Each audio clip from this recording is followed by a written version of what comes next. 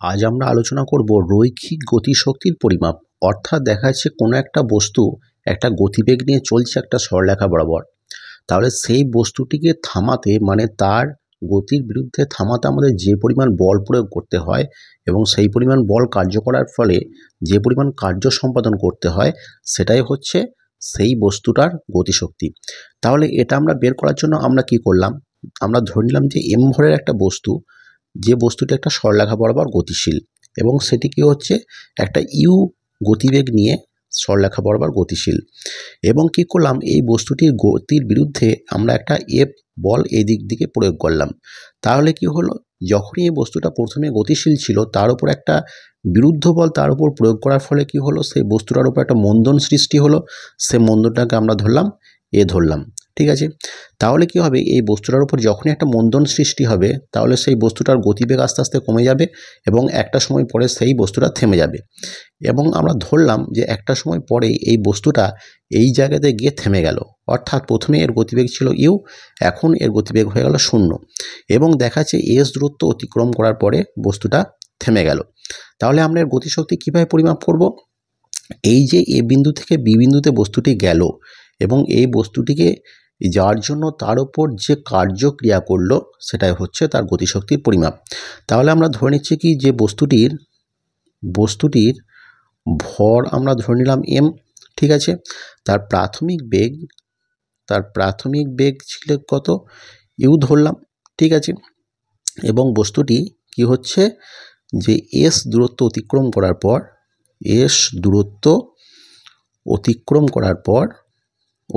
করার পর থেমে গেল, ঠিক আছে। কারণ তার বিরুদ্ধে কি করা হয়েছে, তার বিরুদ্ধে আমরা একটা বল প্রয়োগ করছি। তাহলে আমরা বলতে পারি কি, এবং আমরা কি যে বস্তুটির বিরুদ্ধে কি করা হচ্ছে, আমরা বস্তুটির বিরুদ্ধে এফ বল প্রয়োগ করা হয়েছে, তাই তো, এফ বল প্রয়োগ করা হয়েছে। তাহলে আমরা কি বলতে পারি যে এই যে বস্তুটা সচল ছিল এবং এর থেমে যাওয়ার আগের মুহূর্ত পর্যন্ত বস্তুটির বিরুদ্ধে মানে এফ বলের বিরুদ্ধে যে কার্য করে সেটি হচ্ছে তার গতিশক্তির পরিমাপ। তাহলে আমরা যদি বলি যে বস্তুটির গতিশক্তিকে যদি আমরা কে ধরে নিই, তাহলে কে সমান আমরা কি বলতে পারি, কৃতকার্য মানে কি, কৃতকার্য মানে হচ্ছে প্রযুক্ত বল ইন্টু হচ্ছে সরণ, তাই তো। তাহলে এখানে প্রযুক্ত বল কত আছে, প্রযুক্ত বল এফ ক্রিয়া করেছে, তাই তো। তাহলে এফ ইন্টু এস।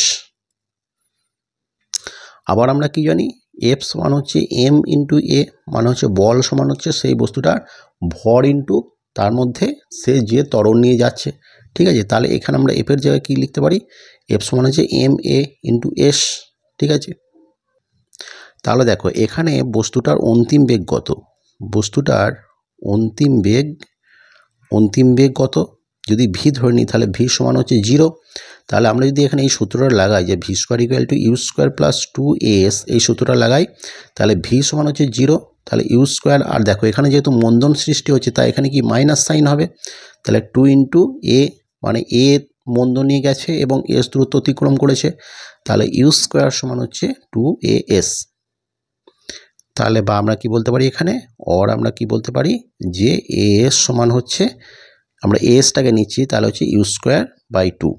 তাহলে ধর আমরা এটা 1 নম্বর সমীকরণ দিলাম, তাহলে 1 নম্বর সমীকরণে আমরা যদি 2 হচ্ছে এস, ঠিক আছে। তাহলে আমরা যদি এস এর মানটা বসাই তাহলে কে সমান কত দাঁড়াচ্ছে, এম ইন্টু এস মানে হচ্ছে ইউ স্কোয়ার বাই 2, তাহলে হচ্ছে হাফ এম ইউ স্কোয়ার। তাহলে আমরা কি বলতে পারি, এটা হচ্ছে রৈখিক গতিশক্তি। তাহলে রৈখিক গতিশক্তির সমান সেই বস্তুটার হাফ ইন্টু সেই বস্তুটার ভর এবং সেই বস্তুটার রৈখিক গতিবেগ। তাহলে আমরা কি বলতে পারি, এখানে রৈখিক গতিশক্তি সমান হচ্ছে হাফ ইন্টু বস্তুর ভর ইন্টু রৈখিক বেগ তার স্কোয়ার, তাই তো। এখন আমরা দেখব ভরবেগ এবং গতিশক্তির মধ্যে সম্পর্ক, ঠিক আছে। তার জন্য আমরা কি করলাম, ধরলাম যে এম ভরের একটা বস্তু কি হচ্ছে, সেটা ইউ সেই বেগে গতিশীল, ঠিক আছে। তাহলে কি হচ্ছে, তার ভরবেগ কত, ভরবেগ সমান হচ্ছে ভর ইন্টু বেগ, তার মানে তার ভর হচ্ছে এম আর বেগ হচ্ছে ইউ, এই ভরবেগটাকে আমরা পি ধরে নিলাম, তাহলে পি সমান হচ্ছে এম ইন্টু ইউ। এখন আমরা আগের ক্যালকুলেশন থেকে আমরা কোনো একটা বস্তুর গতিশক্তি আমরা নির্ণয় করেছি, তাহলে সেই বস্তুটার ভর যদি এম হয় এবং তার ইউ যদি তার গতিবেগ হয়, তাহলে বস্তুটির গতিশক্তি কত? গতিশক্তি এটা যদি আমরা কে ধরে নিই, তাহলে কে সমান আমরা জানি হাফ এম ইউ স্কোয়ার। ঠিক আছে, তাহলে এখানে এম ইউটা জানি, এম পি সমান হচ্ছে এম ইউ। তাহলে এটাকে যদি আমরা হাফ এম, যদি আমরা নিচে একটা এম নিই, তাহলে উপরে এম স্কোয়ার ইউ স্কোয়ার হচ্ছে। তাহলে এখানে হাফ পি সমান এম ইউ মানে হচ্ছে এম ইউ তার স্কোয়ার হচ্ছে বাই এম হচ্ছে নিচে, তাহলে হাফ এম ইউ এখানে যদি আমরা পিটাকে বসিয়ে দিই, তাহলে পি স্কোয়ার বাই এম হচ্ছে। অর আমরা কি বলতে পারি, এখানে পি স্কোয়ার সমান আমরা কি বলতে পারি, পি স্কোয়ার সমান হচ্ছে 2km, বা পি সমান আমরা √2km আমরা বলতে পারি। এবার দেখো এখানে এম হচ্ছে কনস্ট্যান্ট, এম সমান হচ্ছে ধ্রুবক, কারণ কি সেই বস্তুটা ভর হচ্ছে কনস্ট্যান্ট। তাহলে আমরা এখানে বলতে পারি কি যে পি ভ্যারিজ অ্যাজ √k। এখন আমরা যদি কোনো একটা বস্তুর ভরবেগের সঙ্গে সেই বস্তুটার গতিশক্তি সেটা যদি আমরা লেখচিত্রের মাধ্যমে দেখাই, গ্রাফের মাধ্যমে দেখাই, তাহলে দেখো এখানে যদি আমরা একটা গ্রাফ অঙ্কন করি এবং এই দিকটা এক্স অ্যাক্সিসটা যদি আমরা তার গতিশক্তি ধরি এবং ওয়াই অ্যাক্সিসটা যদি আমরা তার ভরবেগ ধরি, তাহলে দেখো এখানে আমরা কি বলতে পারি যে কে ভ্যারিজ অ্যাজ পি স্কোয়ার দাঁড়াচ্ছে, তাই তো? তাহলে দেখো পি এর একটা ছোট মানের জন্য কেটা কিন্তু কি স্কোয়ার হারে বাড়ছে। ঠিক আছে, তাহলে এই লেখচিত্রটা কীরকম দাঁড়াবে, এটা একটা এরকমের একটা লেখচিত্র দাঁড়াবে, প্যারাবোলার মতো লেখচিত্র দাঁড়াবে। কারণ কি এখানে যখন দেখা যাচ্ছে যে পি এর মান খুব সামান্য, তখন কে এর মান কিন্তু অনেকটা বেশি। আবার যখন দেখা যাচ্ছে এরকম একটা পজিশন যখন দেখব, যখন পি এর মান খুব অল্প, তখন কিন্তু কে এর মানটা কিন্তু স্কোয়ার হারে বাড়ছে। অর্থাৎ এটা একটা প্যারাবোলিক একটা সম্পর্ক বা প্যারাবোলিক গ্রাফ এটা নির্ধারণ করবে। তাহলে আজ আমরা দেখলাম ভরবেগ এবং গতিশক্তির মধ্যে সম্পর্ক কি। এখন আমরা একটা গতিশক্তির উপপাদ্য বা কাইনেটিক এনার্জি থিওরিম, সেটাকে আমরা একটা ক্যালকুলাসের মাধ্যমে আমরা কিভাবে নির্ণয় করা যায় সেটা আমরা দেখব। তার জন্য আমরা কি করলাম, যে একটা আমরা ধরলাম কি যে কোনো একটা বস্তু এম ভরের একটা বস্তু প্রথমে এ পজিশনে ছিল বা এ অবস্থানে ছিল, এ থেকে সেটা বি অবস্থানে গেল। বস্তুটার ভর কত? বস্তুর ভর আমরা ধরে নিলাম এম, এবং একটা ধরলাম কি একটা খুব একটা ক্ষুদ্র একটা সরণ আমরা ডিএস ধরলাম, মানে অতি ক্ষুদ্র একটা সরণ, এবং এইটুকু সরণে সেই বস্তুটার ওপর এই সরণটা হওয়ার জন্য তখন বস্তুটার ওপর এফ বল আমরা ধরলাম তার উপরে প্রযুক্ত হয়েছে। ঠিক আছে, তাহলে বস্তুটির উপর কৃতকার্য কত হবে? বস্তুটির উপর কৃতকার্য সমান কত হচ্ছে ডব্লিউ, যদি এটাকে আমরা ধরে নিই তাহলে এফ ডট ডিএস। ঠিক আছে, তাহলে এখন আমরা যদি এই টোটাল পথটাকে দেখি, মানে এ থেকে বি বিন্দু পর্যন্ত এই টোটাল পথে সেই বস্তুটির উপর মোট কৃতকার্য যদি আমরা দেখি, তাহলে আমরা যদি ধরি যে এ থেকে বি পর্যন্ত যেতে মোট কৃতকার্য, এটাকে যদি আমরা ডব্লিউ যদি আমরা ধরলাম, দেখো এখানে অতি একটা ক্ষুদ্রের জন্য কৃতকার্য আমরা ডিডব্লিউ ধরলাম, তাহলে মোট কৃতকার্যটাকে যদি আমরা ডব্লিউ ধরি, তাহলে কি করতে হবে, টোটালটাকে আমরা ইন্টিগ্রেশন করতে হবে। তাহলে কি হচ্ছে, আমরা এ পথ থেকে বি পথে গেছে এবং এটাকে আমরা যদি ডিডব্লিউ ধরি, তাহলে এটা সমান আমরা কি লিখতে পারি, ডিডব্লিউ সমান কি দাঁড়ালো, এফ ইন্টু ডিএস দাঁড়িয়েছে। তাহলে এ থেকে বি বিন্দুতে গেছে, ডিডব্লিউ সমান আমরা কত পেয়েছি, এফ ইন্টু ডিএস। এখন দেখো এফ সমান কত, এফ সমান হচ্ছে বস্তুর উপর প্রযুক্ত বল মানে কত, ভর ইন্টু তার ত্বরণ, তাই এম ইন্টু এ, বা আমরা কি লিখতে পারি, এ থেকে বি, এফ মানে হচ্ছে আমরা এম এ লিখলাম, এম এ ইন্টু ডিএস। এ একটা ত্বরণ এবং ডিএস হচ্ছে সরণ, দুটোই কিন্তু ভেক্টর, তার জন্য এদের এইভাবে দেখাতে হবে।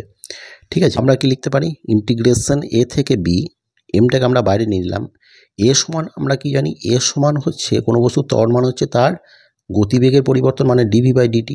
তাহলে এটাকে আমরা ডিভি বাই ডিটি লিখতে পারি, ইন্টু কত, ডিএস, ইকুয়াল টু আমরা বাইরে এমটাকে নিয়েছি, এ থেকে বি গেল, আমরা ডিভিটাকে সাইড করে নিলাম এবং এটাকে আমরা ডিএস বাই ডিটি দ্বারা প্রতিস্থাপিত করলাম। তাহলে দেখো ডিএস বাই ডিটি মানে হচ্ছে কোনো একটা বস্তুর সরণের পরিবর্তনের হার, সেটা কি হচ্ছে, দেখো ডিএস বাই ডিটি মানে কি সেই বস্তুটার বেগ। তাহলে ভি সমান আমরা লিখতে পারি ডিএস বাই ডিটি। তাহলে আমরা এখানে লিখতে পারি এম এ থেকে বি ডিভি ডিভি ইন্টু এখানে ভি ইকুয়ালটা আমরা লিখতে পারি এম এ থেকে বি ভি ডট ডিভি সমান আমরা কি লিখতে পারি, এগুলো কিন্তু প্রত্যেকটাই ভেক্টর, ঠিক আছে, বা সমান আমরা লিখতে পারি এখানে এম এ থেকে বি গেল ভি ডিভি। এখন এ বিন্দুতে কণাটির বেগ যদি আমরা ভি এ ধরি এবং বি বিন্দুতে কণাটির বেগ যদি আমরা ভি বি ধরি, তাহলে দেখো এ থেকে বি বিন্দুতে মোট কৃতকার্য কি আমরা ধরতে পারি, ডব্লিউ সমান আমরা লিখতে পারি কি এম ভরের বস্তু আছে।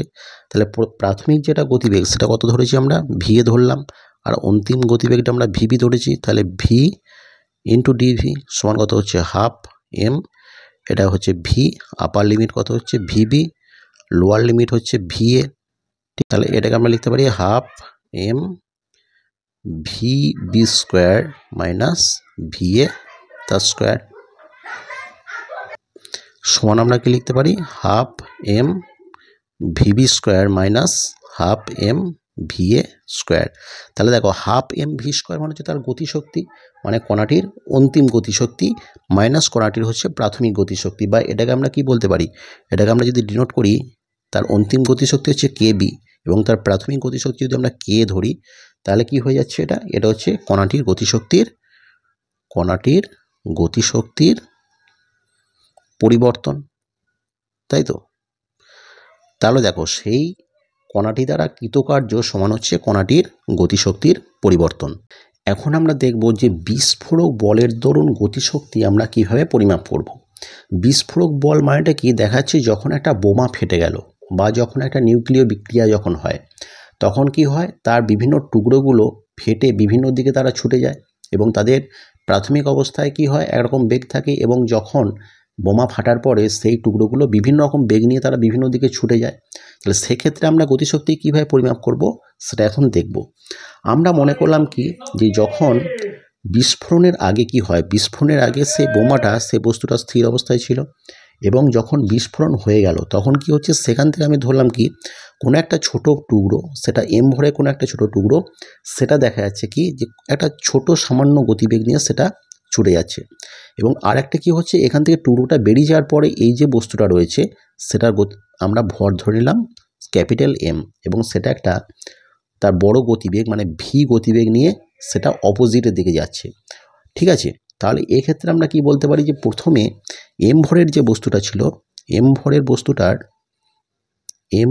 বস্তুটার গতিশক্তি কত হলো, গতিশক্তি সমান হচ্ছে হাফ এম ভি স্কোয়ার, মানে small m small v square, আর এই যে ক্যাপিটাল এম যেটা বড় যে ভরটা ধরেছি, সেই বড় ভরের যে কণাটা সেই বস্তুটার গতিশক্তি কি আমরা কি জানি হাফ, এবং সেটার ভর এবং সেই যেটা গতিবেগ নিয়ে যাচ্ছে অর্থাৎ half into capital m into capital v তার স্কোয়ার। এখন এই দুটো যদি আমরা অনুপাত নির্ণয় করি, মানে এম ভরের গতিশক্তি বাই ক্যাপিটাল এম মানে বড় যে টুকরোটা তার যে গতিশক্তি, সেটাকে যদি আমরা অনুপাত একটা নির্ণয় করি, তাহলে half m v square by half m capital v তার স্কোয়ার, ঠিক আছে। এখন দেখো আমরা কি জানি যে ভরবেগের সংরক্ষণ সূত্র অনুযায়ী কি জানি, যে কোনো একটা সংঘর্ষ হওয়ার আগে কি হয় তাদের যেটা ভরবেগ ছিল প্রাথমিক যেটা ভরবেগের সমষ্টি এবং তাদের যেটা অন্তিম যেটা ভরবেগ হলো সেই দুটো কিন্তু সমান হয়। তাহলে এক্ষেত্রে কি হচ্ছে, বিস্ফোরিত হওয়ার পরে সেই বস্তুটা প্রাথমিক অবস্থায় ছিল অর্থাৎ তার প্রাথমিক ভরবেগ ছিল 0, এবং তারপরে দুটো টুকরোতে সেটা বিভক্ত হয়ে গেল, একটা এম ভরের স্মল এম ভরের একটা ছোট টুকরো হলো এবং একটা ক্যাপিটাল এম এর একটা বড় টুকরো হলো, এবং সেটা এ ভি মানে স্মল ভি এবং ক্যাপিটাল ভি এই দুটো বেগ নিয়ে তারা কিন্তু দুটো ভিন্ন দিকে ছুটে গেল। তাহলে আমরা কি বলতে পারি, ভরবেগের সংরক্ষণ সূত্র অনুযায়ী তাদের প্রাথমিক যেটা ভরবেগ সেটা ছিল 0, এবং অন্তিম যে ভরবেগ মানে এই ছোট টুকরোটা ভরবেগটা কত এম ভি, ঠিক আছে, এবং যেহেতু তারা অপোজিট সাইডে ছুটে যাচ্ছে, তাই যেটা বড় ভরের যে বস্তুটা রয়েছে সেটাকে আমরা মাইনাস এমভি ধরলাম। তাহলে কি হচ্ছে, এম ভি ইকুয়াল টু হচ্ছে capital m into v, or আমরা স্মল ভি ইকুয়াল টু আমরা কি পেয়ে যাচ্ছি, এম ভি বাই এম, এটাকে আমরা পেয়ে গেলাম।